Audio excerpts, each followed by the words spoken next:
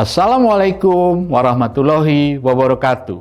Halo Sobat Pembelajar, kembali lagi bersama saya Erman Jaya Kusuma.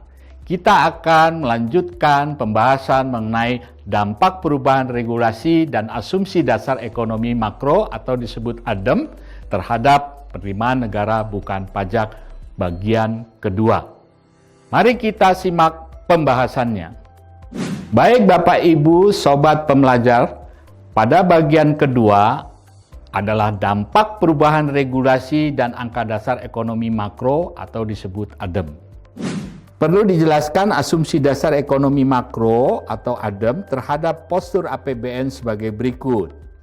Pertama, pertumbuhan ekonomi PDB akan mempengaruhi dari pendapatan negara.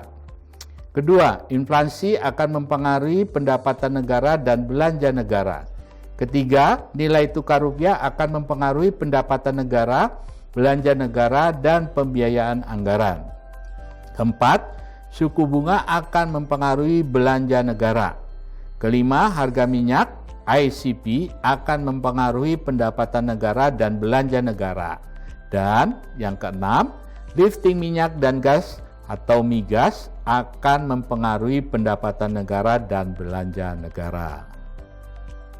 Dampak asumsi dasar ekonomi makro atau ADEM terhadap PNBP terkait dengan: pertama, pertumbuhan ekonomi; dua, inflasi; tiga, nilai tukar rupiah terhadap dolar Amerika Serikat; empat, tingkat suku bunga SPN; lima, harga minyak; enam, lifting migas. Akan mempengaruhi postur dalam hal: pertama, lebih berpengaruh kepada target PNBP dari pemanfaatan sumber daya alam. Dua, sulit mencari kolerasi asumsi dasar ekonomi makro terhadap PNBP dari pelayanan, barang milik negara, pengelolaan dana, dan kekayaan negara dipisahkan. Dampak asumsi dasar ekonomi makro atau ADEM terhadap postur APBN terkait dengan: satu, pertumbuhan ekonomi; dua, inflasi; tiga, nilai tukar rupiah terhadap dolar Amerika Serikat; tingkat suku bunga surat berharga negara atau SBN 10 tahun; lima, harga minyak mentah Indonesia atau ICP; enam, lifting minyak dan gas. Bapak Ibu Sobat Pembelajar, dampak perubahan asumsi makro terhadap proyeksi penerimaan migas dapat digambarkan sebagai berikut. Pertama, lifting migas. Dua, harga minyak mentah Indonesia atau ICP. Tiga, nilai tukar rupiah terhadap US dollar. Empat, cost recovery.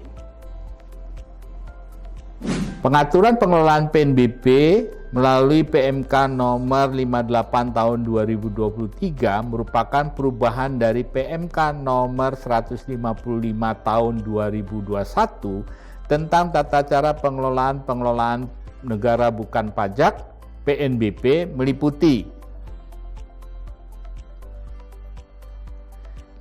PMK nomor 58 tahun 2023 bertujuan untuk memperbaiki dari tata kelola PNBP dan optimalisasi penerimaan negara bukan pajak antara lain dengan: